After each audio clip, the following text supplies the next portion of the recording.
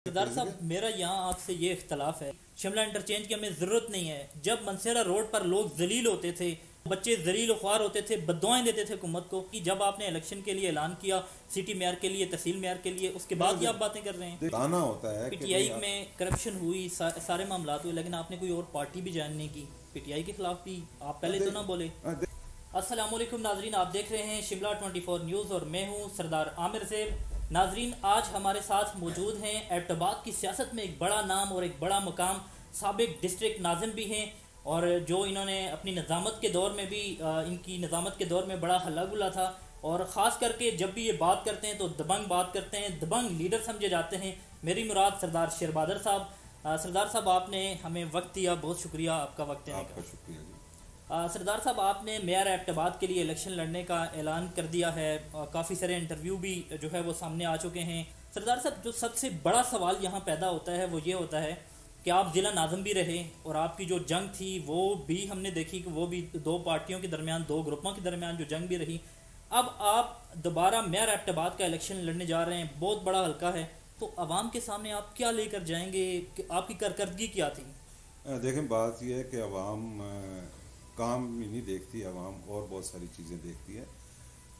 इस डिस्ट्रिक्ट के अंदर जो लोग इस वक्त इक़्तिदार में हैं, ये लोग आज से इक़्तिदार में नहीं, ये गुज़िश्ता 30 साल से मुख्तलिफ बेस बदल कर मुख्तलिफ पार्टियों को ये जत्था है जो कब्ज़ा करता है, और उसके बाद पार्टियों के अंदर जो लोग होते हैं उनको अपना ग़ुलाम बना लेते हैं और इलेक्शन जीत जाते हैं और मैदान में आ जाते हैं, और फिर 5 साल तक लोगों का इत्तिसाल करते हैं, लोगों के काम नहीं करते, लोगों को मुख्तलिफ लालचें देते हैं, लोगों को ज़ाती लालचें दे कर तो जो अवामी या पूरे इलाके के मफादात होते हैं उनको ये बेचते रहते हैं। जब मैं ज़िला नाज़िम बना, मैं इलेक्ट होके आया, इन लोगों ने मेरी टांग खींचना शुरू कर दी। जो हमारे डिस्ट्रिक्ट के फ़ंड्स थे, जब तक मैं ज़िला नाज़िम रहा, उन फ़ंड्स पे हाई कोर्ट से इन्होंने स्टे लेके रखा।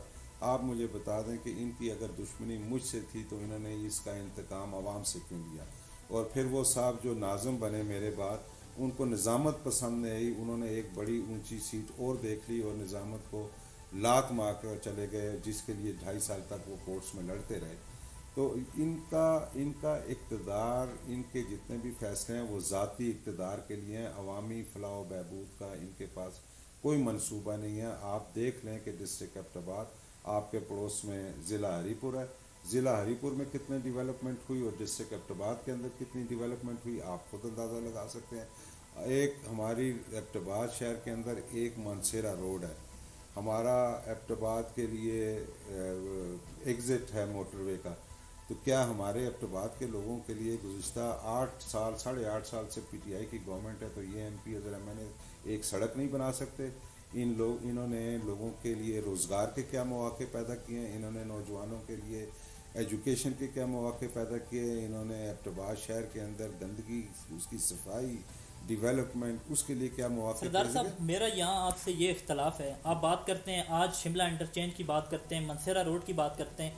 पहले जब यहाँ एबटाबाद के स्पीकर साहब, जो केपी असम्बली के स्पीकर हैं, जब वो ये कह रहे थे कि 10 कदम तले चले जो लो पैरानल मेहंदी चीनी लगी थी, शिमला इंटरचेंज की हमें ज़रूरत नहीं है। जब मनसेरा रोड पर लोग जलील होते थे और यहाँ घंटों जो है वो बच्चे जलील ख्वार होते थे, बद्दुआएं देते थे हुकूमत को, उस वक्त आप भी मसरूफ़ थे और आपने भी कोई बात नहीं की जब आपने इलेक्शन के लिए ऐलान किया। देखें, ये हर चीज़ का एक मौका होता है ना। जब इलेक्शंस आते हैं तो उसी वक्त आप लोगों को ये बताते हैं कि माजी के हुक्मरानों ने आपको कैसे इस्तेमाल किया और कैसे आपका इत्तिसाल किया। आपने देखा होगा जब गांव में शादी ब्याह होती है तो लोग अपने रिश्तेदारों को राज़ी करते हैं, जो खफा हुए होते हैं उनको कहते हैं कि आप हमारी शादी में शिरकत करें।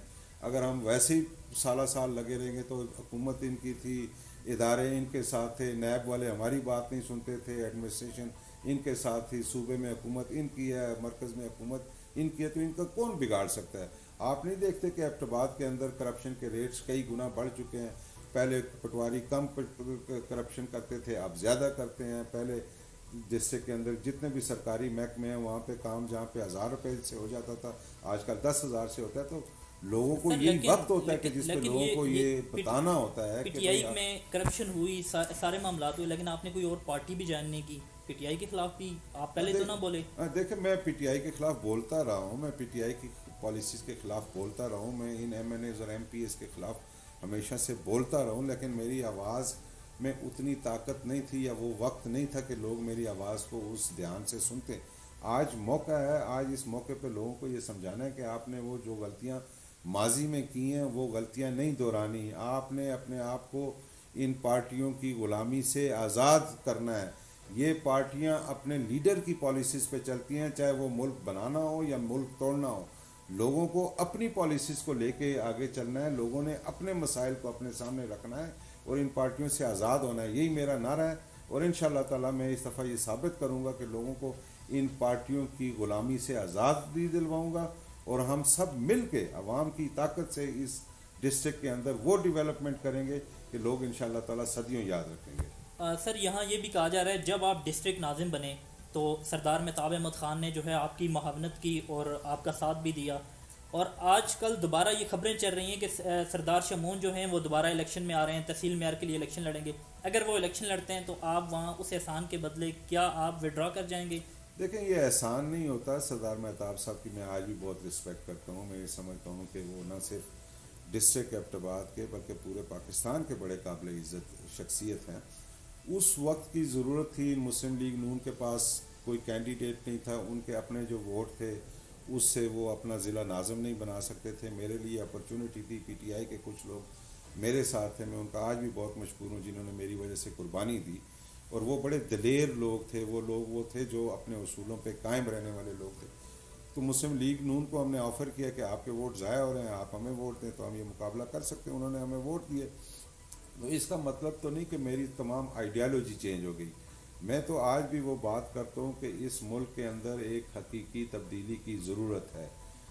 بدقسمتی یہ ہے کہ عمران خان صاحب کی جو ٹیم ہے اس سے لوگ مایوس ہوئے اور انہوں نے لوگوں کا بھرگس نکال دیا، یعنی کوئی ایک ایسا وعدہ نہیں ہے جو اس ٹیم نے پورا کیا ہو، کوئی ایک ایسا لینڈ مارک نہیں ہے جو انہوں نے اپنی اس 8 سالہ صوبے میں حکومت اور مرکز میں 4 سالہ حکومت میں کچھ کام کیا۔ سردار صاحب ہم یہاں بات کر رہے تھے سردار شمون صاحب کی، اگر وہ الیکشن لڑتے ہیں پھر بھی آپ ان کے کوئی خلاف مسئلہ نہیں ہے، سردار شمون صاحب اپنی کانسٹیٹوئنسی میں الیکشن لڑیں گے، میری بھی وہی کانسٹیٹوئنسی ہے، میں بھی وہاں پہ الیکشن لڑوں گا۔ اس کا مطلب یہ نہیں کہ ہمارے درمیان دشمنی ہوگی، یا اگر لوگ سمجھتے ہیں کہ وہ بہتر لوگوں کے لیے ڈیلیور کر سکتے ہیں تو لوگ شاید ان کو ووٹ دیں گے، اگر لوگ یہ سمجھتے ہیں کہ میں بہتر انداز میں لوگوں کی نمائندگی کرتا ہوں تو لوگ انشاءاللہ تعالیٰ مجھے ووٹ دیں گے۔ سردار صاحب یہاں ایک بڑی نئی چیز جو ہم دیکھ رہے ہیں، کل کی دوستی آج کی مخالفت، شوکت تنولی صاحب کی بات کر لیں، شوکت صاحب بھی آپ کے قریبی دوست تھے، وہ بھی آپ کے خلاف الیکشن لڑنے کے لیے انہوں نے بھی اعلان کر دیا ہے، علی اصغر صاحب بھی آپ کے خلاف اگر الیکشن نہیں بھی لڑتے تو وہ آپ کے خلاف کمپین ضرور کریں گے، شمون صاحب کی بات کریں وہ بھی، اور سردار ادریس صاحب جو آزاد حیثیت سے بڑا ووٹ بینک بھی رکھتے ہیں وہ انہوں نے بھی الیکشن کا اعلان کر دیا ہے۔ تو کیا کسی امیدوار سے پیچ اپ کا کوئی پتہ نہیں، میرا کسی سے کوئی پیچ اپ نہیں ہے، میں نے الیکشن لڑنا ہے، میں عوام کے اصرار پہ سامنے آیا ہوں، مجھے عوام سامنے لائے ہیں، اور جب تک وہ عوام مجھے نہ کہہ دیں کہ پیچھے ہٹنا ہے تو میں کسی صورت میں کٹ بھی جاؤں گا تو پیچھے نہیں ہٹوں گا۔ یہ الیکشن ہوتا ہی 2 4 5 کینڈیڈیٹس کے درمیان ہے، اگر میں یہ سوچ لوں کہ بھائی باقی تمام کینڈیڈیٹس جو ہیں وہ مر جائیں گے اور میں اکیلا الیکشن لڑوں گا تو اس کا تو مزہ کوئی نہیں ہے۔ میدان سجے گا انشاءاللہ تعالیٰ، آپ لوگ بھی دیکھیں گے، تماشا دیکھیں گے، ہم لوگ بھی لوگوں کے پاس جائیں گے اور لوگوں کا جو مینڈیٹ ہے اس کی ہم عزت کریں گے، میں بھی اس آدمی کے لیے کوآپریٹ کروں گا آفٹر الیکشن، اور میں اپنا ایجنڈا لے کے چل رہا ہوں، اپنا منشور آپ آگے لے کے چل رہا ہوں۔ مجھے امید ہے کہ یہ تمام پارٹیاں اکٹھی ہو کے بھی میدان میں آ جائیں تو لوگ ان کو شکست فاق دیں گے۔ سردار صاحب یہاں لوگوں کو ایک بڑا ڈاؤٹ ہے جس حوالے سے سب کی نظریں ہیں، جی، جو پاکستان کی 2 بڑی سیاسی پارٹیاں ہیں، جی جی، اگر نون لیگ کی بات کریں تو ان کے خلاف بھی آپ بات کرتے نظر آ رہے ہیں، پی ٹی آئی کے تو سرے سے آپ ابھی مخالفت کر رہے ہیں، یہ جو ابھی دور ہے جس کے دلی نظامت کے بعد، تو اب لوگوں کی نظریں یہ ہیں کہ اگر آپ الیکشن جیت جاتے ہیں تو بڑی پارٹیاں تو یہ 2 ہیں جن کے تحت آپ کسی کو جوائن کر کے جو ہے آپ کچھ چینجنگ لا سکتے ہیں، اگر ان دونوں کے خلاف آپ بات کر رہے ہیں تو کون سی پارٹی آپ جوائن کریں؟ دیکھیں یہ تو بات کی باتیں ہیں، جب الیکشن انسان جیت جاتا ہے پھر اپنے لوگوں سے صلاح مشورہ کرتا ہے، جو علاقے کے لوگوں کا جس میں بہتر انٹرسٹ ہے وہ سوچتے ہیں، اور یہ ضروری بھی نہیں ہوتا کہ پی ٹی آئی کی عادت اگر آپ سے رابطہ کرتی ہے تو آپ کسی کیونکہ سیاست میں لفظ پی ٹی آئی والے تو مجھ سے آپ بھی رابطہ کرتے ہیں تو میں تو نہیں رابطہ کرتا، تو پی ٹی آئی جوائن کرنے کا یعنی کوئی ارادہ نہیں ہے اور کوئی بھی پارٹی؟ بالکل کوئی ارادہ نہیں ہے۔ پی ٹی آئی کی جو لوکل لیڈرشپ ہے انہوں نے عمران خان کو بھی غلط راستے پہ چلایا، اور پی ٹی آئی ہمارے علاقے کے لوگوں کی دشمن ہے. یہ آپ بھی دیکھیں گے اس الیکشن میں بھی ہمارے لوگوں کو تقسیم کر کے ان پہ حکومت بنانے کا فارمولہ یہ سوچ رہے ہیں. یہ بہت سارے لوگوں کو جو ہے وہ ہڈی ڈالنے کی بھی کوشش کر رہے ہیں. جو ان کی ہڈی کھا لے گا وہ نقصان میں ہوگا، اس کو لوگ لاتے ماریں گے انشاءاللہ تعالی. اس دفعہ ان کی کوئی چال نہیں کام کرنے والی. لوگ سچ کے پیچھے آئیں گے، لوگ اپنی عزت کو خود سنبھالیں گے، اور ان لوگوں کو انشاءاللہ تعالی لوگ گندے ٹماٹر اور انڈے ماریں گے.